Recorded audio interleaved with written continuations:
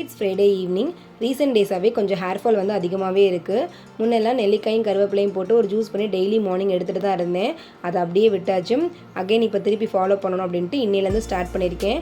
பார்க்கலாம் எத்தனை நாளைக்கு ஃபாலோ பண்ணுறேன்னு தெரில. தம்பிங்க இன்றைக்கி வரதுக்குள்ளேயுமே இந்த ராகி நூடுல்ஸ் பண்ணலாம் அப்படின்ட்டு தான் எடுத்து வச்சுருந்தேன்.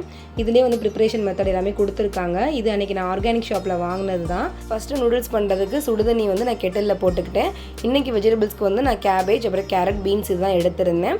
இந்த நூடுல்ஸோடைய வந்து டேஸ்ட் மேக்கரும் ஆட் ஆகிடுது. இதில் வந்து நம்ம வேறு எந்த சாஸ் அப்புறம் பவுடர்ஸும் சேர்க்கணுன்ற அவசியம் கிடையாது. இந்த மாதிரி மில்லட்ஸில் நூடுல்ஸ் பண்ணுறது இதுதான் ஃபஸ்ட் டைம். எப்படி இருக்குமோ நினச்சேன். உண்மையிலே டேஸ்ட்டு சூப்பராக இருந்தது.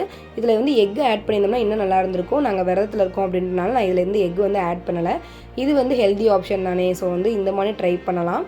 நான் செஞ்சு முடிக்கிறதுக்குள்ளேயும் தம்பிகளும் வந்துட்டாங்க. வீடியோ பிடிச்சினா வீடியோக்கு லைக் கொடுங்க. சேனலில் சப்ஸ்கிரைப் பண்ணாதவங்க மறக்காமல் சப்ஸ்கிரைப் பண்ணிக்கோங்க. பாய்.